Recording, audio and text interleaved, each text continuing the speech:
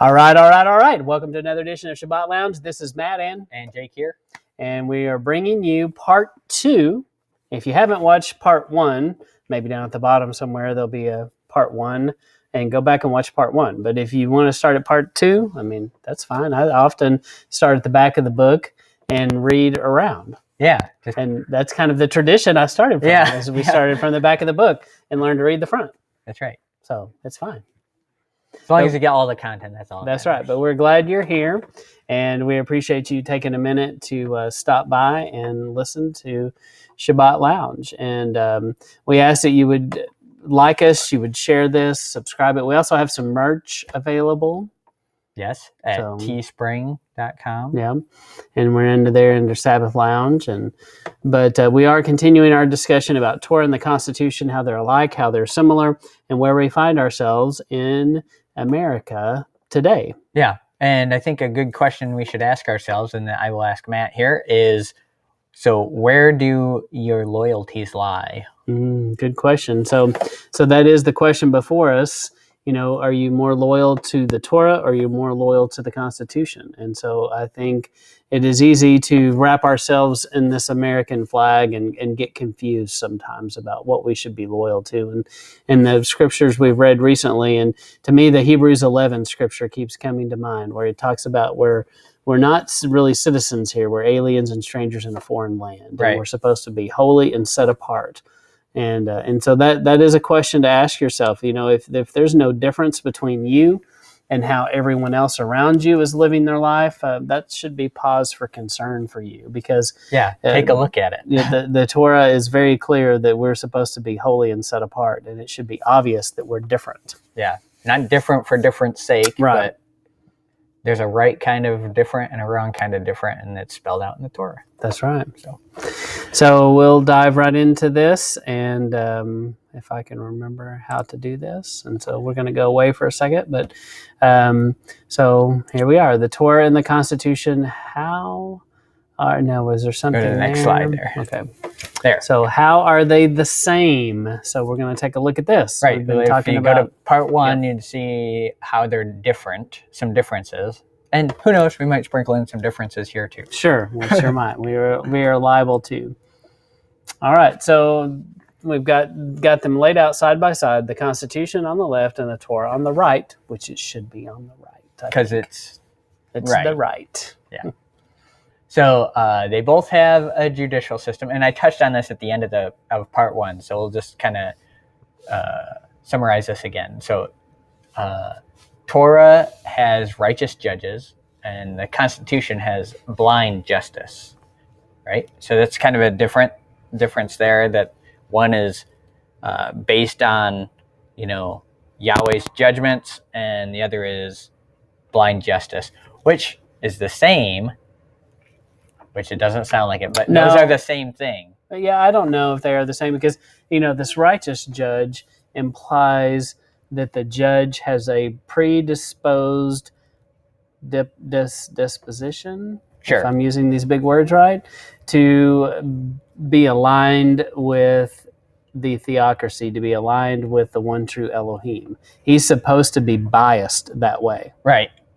Biased toward truth. Which is a little different than the blind justice. Well, okay, so I'll tell you where we're going with this one, okay, and how they're the same. Okay. Because you're right. It depends on how you're looking at it, right? Define your terms, right? Yeah. So how is the Constitution, how do they offer blind justice, and how? Well, I think it's supposed to be, go to the Constitution. It is the source of all truth, is kind of the comparison, where the righteous judge, Yahuwah, is the source of all truth. And in our justice system today, we say that blind justice means that you always go back to the Constitution, and it is blind. Blind to what is the thing? It's blind to your status, mm-hmm, and your standing in the country. It's only looking at your actions, just like in Torah. It doesn't care who you are. It's only looking at your actions. That's fair. That's why they're the same. Okay. Now talk to us about Isaiah. All right. Yes. 33. So how they're the same? Isaiah 33:22. Right? For Yahweh is our judge. He's our lawgiver. He's our king. It is he who will save us. Right? So that is essentially how they come up with the three branches of government. By the way, it's not science and it's not our president Exactly. that will save us. Exactly. Contrary to popular It is belief. He, Yahweh, who will save us. Exactly. Good point. So once again, we're talking about how they are the same. So Torah, the check, and so for Torah, the check is the Torah. Constitution has power in three parts with checks and balances. So they both have checks and balances, right? Correct. The judge that rules in a Torah theocracy is going back to the Torah, right? Mm-hmm. Just like the Constitution, right? The executive branch is checked and balanced by the executive branch. Did I say that first? Mm-hmm. Okay, legislative, checked by the executive branch using the Constitution as their standard. Mm-hmm. And if you're not adhering to the standard, a judgment comes against you, just like in the Torah. Yeah. So we'll see a lot that it's, the format of the Constitution and our justice system and everything follows a similar format. Correct, yeah. And so Article 3, Section 3 of the Constitution, no person shall be convicted of treason unless on the testimony of two witnesses to the same overt act. That should sound familiar. It sounds very familiar, yes, right? Yes, it does. So we can see that, yes, witnesses. This is the same. You need two witnesses to confirm a matter in Torah. Very good. So, so they have this similarity, which is kind of a difference. So Constitution says, do whatever makes you happy, said the Constitution. Do what makes the Father happy. So I guess the theme is being happy. The theme but, is happiness. Do what makes the Father happy is the Torah, which is different than the Constitution. Very different. Yeah. And so Torah and Constitution, the Torah is the righteous, in Torah, the righteous king of the universe presides. So how do the tribes select leaders? So the leaders were appointed by Yah, right? We have Moses and Aaron, Joshua, Abraham, Yeshua, the Levites. Moses appoints judges over the people. The people don't select, right? In the Korah rebellion, they picked men from the tribes, and that didn't end well, right? And then I have a little stab here to Exodus 20. When the people saw the thunder and lightning and heard the trumpet and saw the mountain in smoke, they trembled with fear. They stayed at a distance and said to Moses, "Speak to us yourself, and we will listen. But do not have Elohim speak to us, or we will die." So this is an example of Moses being a representative, just as our representative republic is. Mm. They had a representative to go to Yahweh for them. Mm-hmm. And as in Yeshua in Pilate's court, he asks the people, "Who do you want me to release?" And then I do see a mistake here. So when we talk about Constitution, each state, country, state, and federal. Ooh, federal. Selects its leaders. If you didn't point that out, no one would have noticed that. I know, but I couldn't help but not. No, we have the most intelligent listeners. That's right. Mm-hmm. All right. Our audience is top notch, and they would have caught that immediately. That's right. Did you talk about Yeshua here in the court? Yes. Okay. So, right, they ask, "Who do you want me to release?" And he gets the people's opinion on it, and it goes downhill. Once again, we see where it takes you when you get the people's opinion. Because You know what? It turns out history has shown us that a lot of times the people, they're not so smart, and they're not always right. No. And here's two examples of, I think this is possibly the only two examples of voting, of people voting in Scripture. And well, there's more, because it talks about them casting lots and things like that. True. So, well, yeah. Which is similar, but yeah, different. That's more like drawing the short straw. Right. Okay. Yeah. So here we have Torah is the perfect law of liberty. And the Constitution attempts to create liberty that goes along with the law, following the guidelines of the Constitution. Right. So the idea of similarity is that is the idea of freedom, right? The Torah is meant as a law of liberty, right? From Psalm 119, it's the law of liberty, and from Psalm 19 verse 7, it's perfect, right? So the Constitution being generated, now they know we can't reach perfection on this side of the second coming, right? So it's this attempt at reaching out for liberty and freedom, and they're getting that idea from the Torah, which is a perfect and just law of liberty. Right. Yeah. So they take that idea of freedom that most countries didn't even consider in the day, and they're saying we need some of this freedom stuff that this Bible talks about. Yeah, see Psalm 119:45, law of liberty, and Psalm 19:7, perfect law. Right. And they unite together. Yeah. So, and as we continue, there's no prohibition on the free exercise of religion. You've got freedom of speech, freedom of press, freedom to peacefully assemble, freedom to petition the government for redress of grievances. Yes. So these, in case you couldn't name your First Amendment rights. Yes. I think some people can get 2 or 3 of them, but to Yeah. get all 5 is difficult for people, I think. But so how does the Torah allow you free exercise of religion? Well, it goes back to what we talked about before about blessings and curses. I mean, you're free. You're free to choose a life of blessings or choose the life of cursings. And, you know, I always go back to the Jacob and Esau. You're free to be Jacob. You're free to be Esau. And, the results of their life and the fruit that they yielded are very different. Yeah. And I want to be more like Jacob and the way he lived his life. Yeah. How about freedom of speech? Do you have freedom of speech in the Torah? Absolutely. You know, we see it over and over with Moses and these other people. They were free to speak their mind, and they ask and say some things at times that are very bold. And at times you're like, I can't believe he just said that to the Most High Elohim. And there's lots of examples of that. So, and they could peacefully assemble, you know, and they do get together, but sometimes when they peacefully assemble, bad things did happen. You know, Yeah. You could say the golden calf is a product of a peaceful assembly. Of a peaceful assembly. A little too peaceful.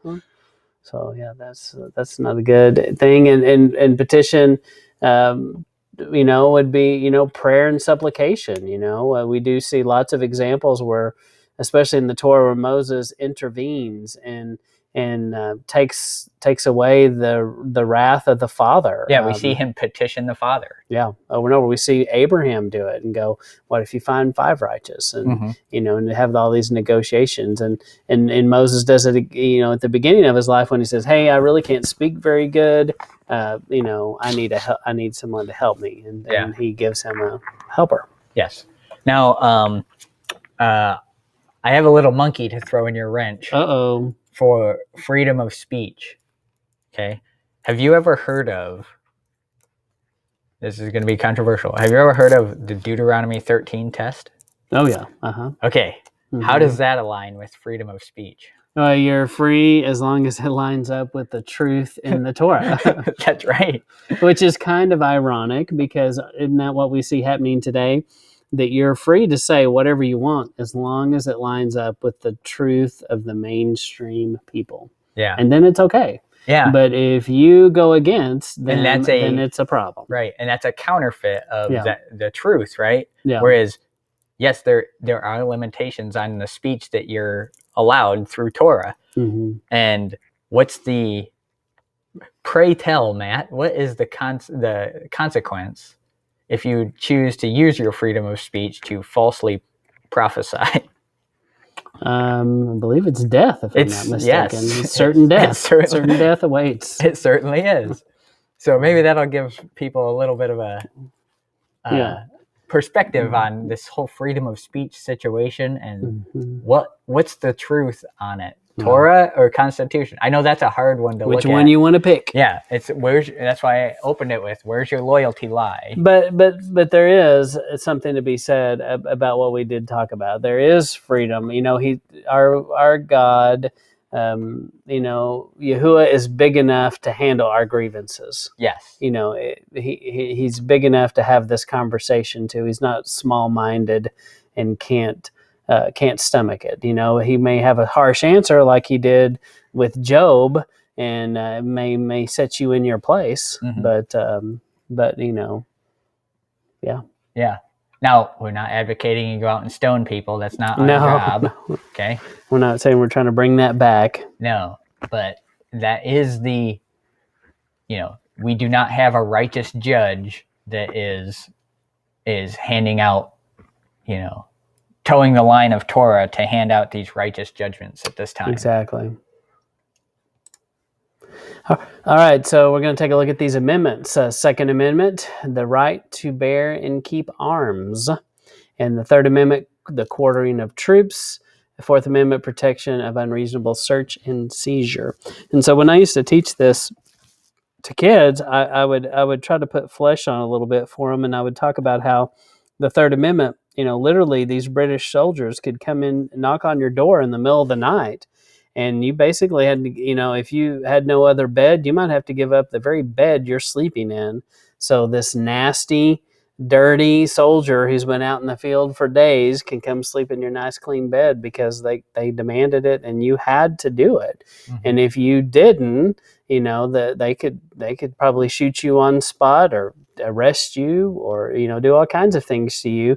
So they put that in there to try to protect us from having to do that, and which is a great thing, but definitely something we haven't seen much of in the modern, since that point forward. That hasn't been much of an issue, but it was in there because of that reason. I think that does apply today, and okay. I'll show you why after. Okay, so for the Second Amendment, we can look to Luke 22, verse 36. He said to them, "But now if you have a purse, take it, and also a bag, and if you don't have a sword, sell your cloak and buy one." Now, to me, this sounds like make sure you keep your arms with you. Mm-hmm. And so be prepared. Yeah.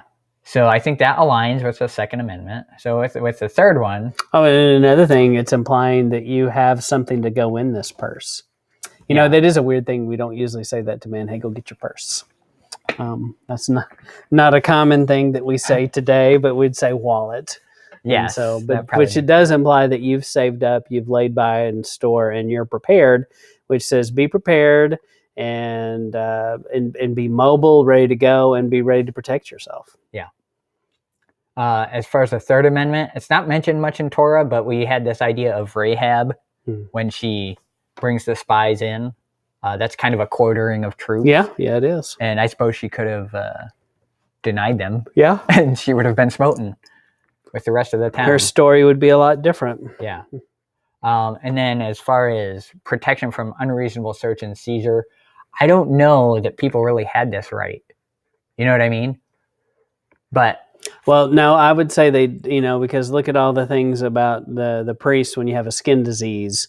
You have to go show yourself, and you might have to lift up your shirt or whatever, to show the priest this terrible skin disease. I mean, so having your privacy. I don't think you did. Yeah. And talk about privacy. Let's talk about circumcision. Yeah. So that's pretty private. Yeah. And are you allowed to come to the feast? And that was, yeah. So I don't know if it doesn't seem to apply as much there. So yeah, and we ran into this. There's a bit of a passage that kind of deals with this where they're, I'll just read through it real quick, just a couple verses. Joshua 7, 13 and 14, then we're going to skip down to 22 and 23. "Go consecrate the people. Tell them, consecrate yourselves in preparation for tomorrow, for this is what Yahweh, the Elohim of Israel, says. There are devoted things among you, Israel. You cannot stand against your enemies until you remove them." So they've lost these items that were taken as they ransacked Jericho. "In the morning, present yourselves tribe by tribe. The tribe of Yahweh chooses shall come forward, clan by clan, The clan of Yahweh that Yahweh chooses shall come forward family by family, and the family Yahweh chooses shall come forward man by man. Whoever is caught with the devoted thing shall be destroyed by fire along with all that belongs to him. He has violated the covenant of Yahweh and has done an outrageous thing in Israel. Skip down to 22. So Joshua sent messengers, and they ran to the tent, and there it was, hidden in his tent with the silver underneath. Do you think they asked for if they could go into their house? No. They took the things from the tent, brought them to Joshua and all the Israelites, and spread them out before Yahweh. So they went in, found them. Now, of course, Yahweh has the upper hand here. He can see what's hiding in their tent. Right. Now, real quick on the quartering of troops, how I'm saying this applies today. Do you have a phone? Yes. Do you think the government can see you through it? Yeah, probably so. Okay. Well, you've quartered them troops in your home. Okay. Yeah, and often it probably is. It could be a government officer that is looking in. Yeah. So something to think about. Yeah, that's a good point. All right, and so we're going to look at the Fifth and Sixth Amendment now. Fifth Amendment, you got a grand jury, protection from double jeopardy, protection from self-incrimination. Boy, some people don't learn that one very well. Many people have gone down on that one. Sixth Amendment, right to a speedy trial, right to an impartial jury, right to counsel for defense. All right, so there's no real right to a grand jury or trial by peers. It is swift. It's usually swift judgment. And the double jeopardy thing, there's an example of maybe Nahum chapter 1, verse 9, where you could maybe call that a double jeopardy situation, but that's not a hard and fast rule. Well, it's hard to have double jeopardy on something when so many of the things we're talking about, the punishment was death. And so, I mean, how can you have double jeopardy if you're not alive? Well, if you have two witnesses, yeah, it's kind of okay. Let's see. When we talked about how the two witnesses was the same in the Constitution. Yes. So we're moving on to Bill of Rights here. Yep. Seventh Amendment is right to jury by trial in the federal court, right to sue for damages over $20. The Eighth Amendment, protection from excessive punishment for a crime. Eye for an eye, tooth for a tooth, no more than 40 lashes. Right. So eye for eye was kind of a woke situation, right? And you have to help the person that you've injured, right, by doing tasks for them and helping them throughout their, get through. Yeah, as a kid, I didn't, I always thought, well, that's weird. You're just going to go poke someone's eye out because they poked your eye out. But I think you're right. It had to do more with you've been inconvenienced. You're going to have to go help this person now. Yeah. And it's this idea of not punishing more than the crime, right? Right. Amendment 9, rights cannot be taken away by misconstructing other rights. None of the rights established contradict the other rights. And the 10th Amendment, powers are not granted to the federal government that are reserved to the states or the people. So not all power went to the government. The states have reserved, and that's what we see happening right now in America with the current situations where the things that you have to wear, that's particularly mandated at the state and local level. And we've seen the importance of local judges and things in this time. And this really shows us the 10th Amendment and how these powers have been separated out.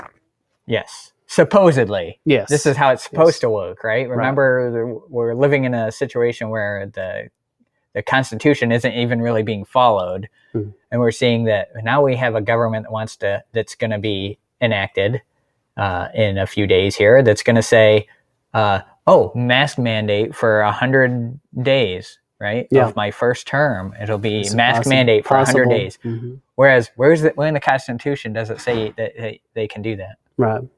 Since it doesn't, who has the power to say it? Oh, it's the states, not the federal government. Yeah.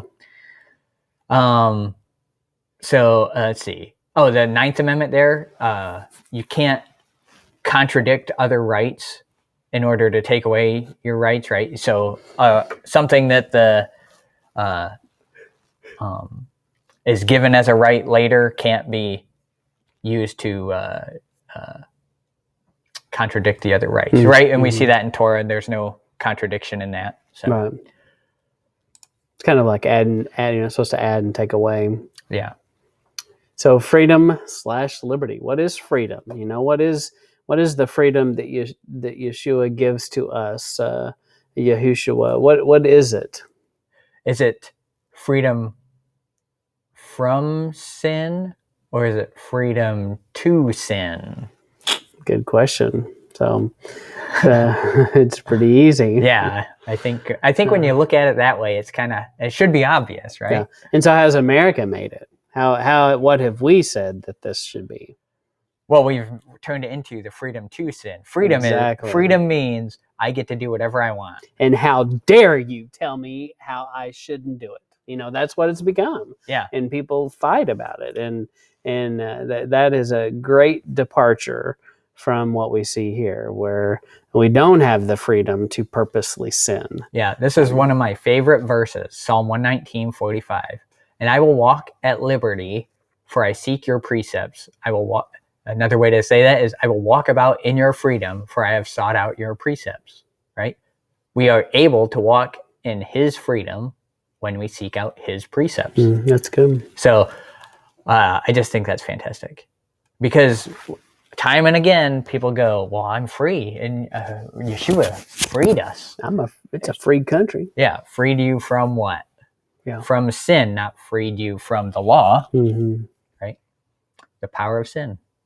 That simple. So the 10 Commandments are definitely honored. And the first one here. Oh, you'll see this is credit to Steve Dace from a book he wrote called A Nefarious Plot. This is kind of like the Screw Tapes letter, but for America and the Constitution. So these are some points that he made that I thought were pretty interesting, and how the 10 Commandments. So I'll read the commandment and you explain that. Sure. Okay. So you shall have no other Elohim before Yahweh. Every state constitution mentions and thanks Elohim for its existence, freedom, or both. And the second one is, you shall not make any graven images. So the state is not God, right? Only Yahweh is. Therefore, the state cannot establish a religion or restrict it. But we did make a lot of graven images. We did. Case in point, Washington, D.C. Yes. Okay. Yes. Number 3, you shall not take the name of Yahweh in vain. So the name of Elohim is so sacred, you make every elected official swear an oath of integrity and loyalty. So help me God. Though we know that's not his name, right? A reminder that by betraying your promise to your countrymen, you're really betraying Yahweh. Okay? I think that's pretty interesting. Remember the Sabbath and keep it holy. Days of remembrance are protected and made accessible by law. In fact, we had the blue laws in the United States, which prohibited certain things and certain work from being done on Sunday. And even though we know it wasn't the right day for a Sabbath, but America, they were trying. They did try to observe that. They understood that principle. Yeah. And number 5, honor your father and mother.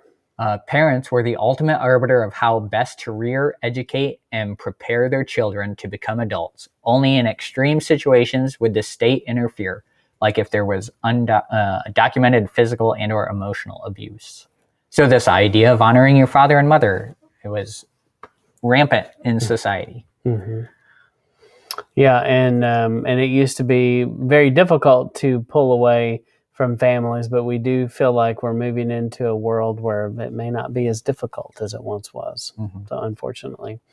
And number 6, you shall not murder. So you have the unalienable right to life mentioned in the Declaration of Independence. And if you murder in the United States, as long as you're not doing it for the military, you can go to jail and suffer the death penalty. Yeah. And number 7, you shall not commit adultery. The civil law so revered the sacrament of marriage that it originally criminalized marriage behavior outside of the marriage covenant. So we see that that's been attacked by certain people with agendas, but in founding, this was an important idea. Well, and it's still very frowned upon. You think about, Yeah, that's true. it's not considered a favorable thing when we see our political leaders and things, have this issue. Still today, society, doesn't. Right. But Um, in founding, it more aligned with Torah because there was a Right. penalty for it, Right. like a law, Right. in But law. yes, that seems to be gone. And then number 8, ye shall not steal. Private property rights protected by law. And number 9, you shall not bear false witness against your neighbor.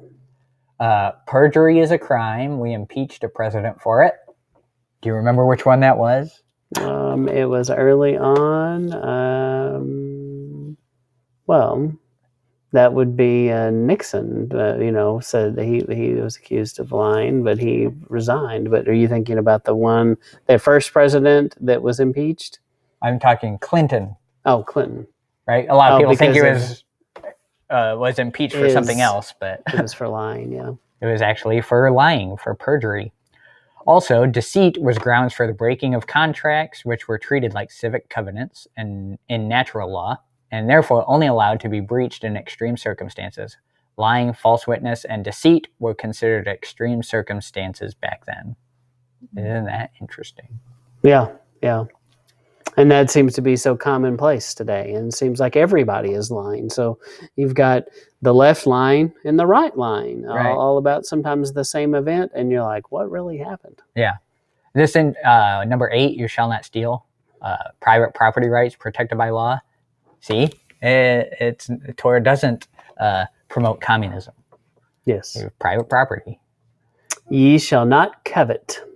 You don't have the quote unquote right to that which you didn't earn and doesn't belong to you, but instead you have the same opportunity to succeed and fail in the American meritocracy as everyone else does.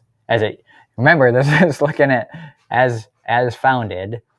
You don't have the right to that which you didn't earn and doesn't belong to you, but instead you have the same opportunity to succeed and fail in the American meritocracy as everyone else does.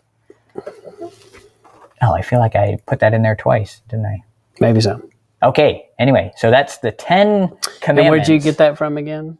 This is a book by Steve Dace called A Nefarious Plot.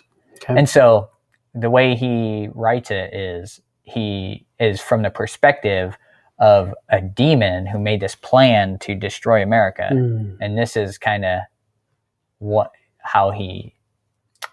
he's attacking here. That's good. So separation of powers was used as an avenue to acknowledge man's original sin. John Adams quotes Jeremiah 17:9. Yeah. So there were, in founding, there were these links to why they did certain things, and oftentimes it was biblical precedent. If you look at John Adams, this is where I got that from, a defense of the Constitution of Government of the United States of America. Okay. And that's where he's seen quoting this. And then representatives for the people as Adam, Moses, and Yeshua were. We talked about that a little bit before. How we're a representative republic. And just as these people were representatives for us to go have the in-between between us and Yahweh. Oh, I put some links in here to the architecture that you find in the Supreme Court and religious symbols inside the Supreme Court. And I know there's people that have talked on this kind of topic before that are like, see, the 10 Commandments are all over this stuff. Right. And they go, see, the name of Yahweh is written in these places. And that's used as proof that, these things are honored, right? But do you notice the inclusion of pagan religious symbols, including Muhammad and the North Frieze? On the North Frieze, it's called the North Frieze. It's in the the Supreme Court. So here's an example of that here. So this was kind of crazy to me because you see these pictures and you don't know who these people are. But I kind of wrote them down here. So this first couple of folks is Fame. Okay. Let's see. Oh, so that's that guy. Okay. And then you have this Menace character, and you have Hammurabi. Then you get to this Moses character. Then you have this symbol of authority, Solomon. Then Lycurgus. Then this character called Solon.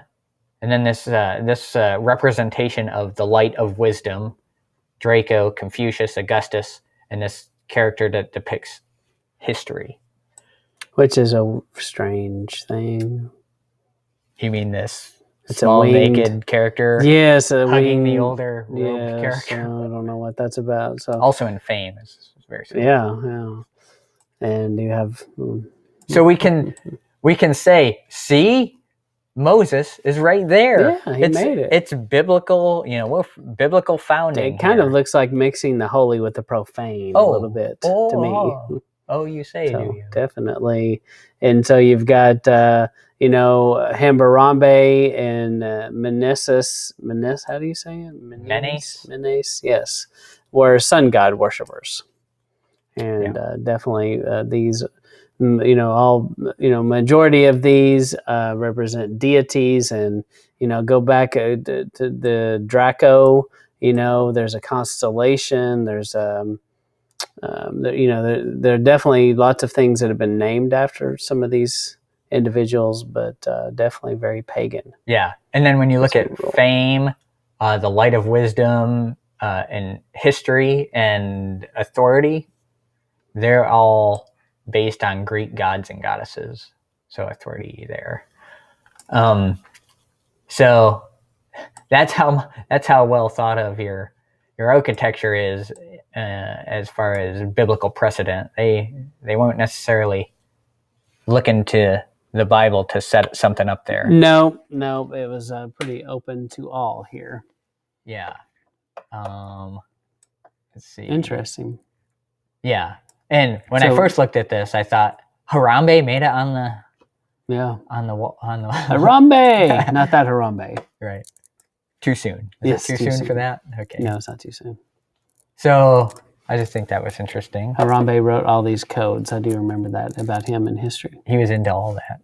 Yeah.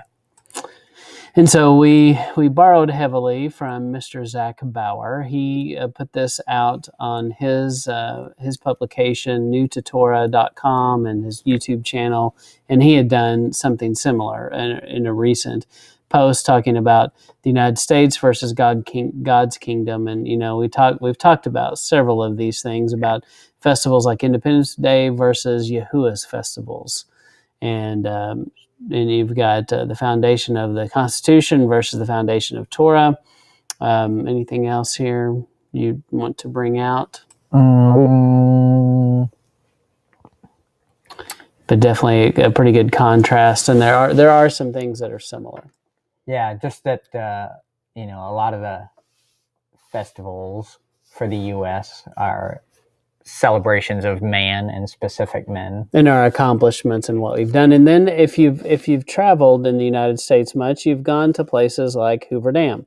For instance, at Hoover Dam, there is a tremendous amount of symbology of goddess things. And, at Hoover Dam is where I started to look at these things and was looking at the deities and the things I was seeing there and going, whoa, what are we saying? And I started going back and looking at the history of Hoover Dam, and especially with the rivers and things, it seems like a good idea. We slowed and controlled these rivers so they didn't flood the cities downstream anymore. Well, first off, we probably should have never built. It's like, why are you building the city there if it's flooding there? That was probably a bad idea. That was dumb. You shouldn't have built the city there. The natives probably could have told you, hey, don't build right there. That's dumb. They knew that. Yeah. But we thought they were dumb. But especially Hoover Dam, I walked away going, wow, this is this is a moment in time where man really thumbed his nose at God and said, you know what? Look at what we did. We are holding back the river. We built this thing. We did this. It was all about humans and what they did. And so many things here in the United States, we've kind of done that many times over. We've built these monuments and these edifices, if you will, and it's about what we, these towers the of people, Babel. what we, the people, do versus what he can do. And I think that is the contrast. So I think we're coming to the end of this. Yep. And so as we come to the end of this, we hope that you will join us, and we want you to choose the Torah over the Constitution. Yeah. The Constitution has given us this freedom to do what we're doing right now. And so we are not saying it's dumb or anything like that. That's not what we're saying here. In fact, we celebrate that we have this thing that has protected us, and many people before us would have loved to have a constitution, Right. Even people in the Bible that we've read about that suffered persecution, the Constitution could have protected them possibly from persecution. Yeah. But I think, too, it's important to remember that, not everything that was granted to us by living in this country is the way Yahweh would have it be done. One thing I think about is kind of the point is, what side of the argument are you going to fall on? Be careful what you're condemning, because you're going to open your Bible and say, oh, I have to be on the other side of that. Because think about one that sticks out in my mind a lot is book burning. It's like, we're real good about saying, don't destroy history, and book burning is what the Nazis did, right? Mm-hmm. And all this stuff. And then we'll condemn, the left, they just want to burn books and get rid of our history and stuff. And look at what the Muslims did to those other countries. They went in and started burning down their history and stuff.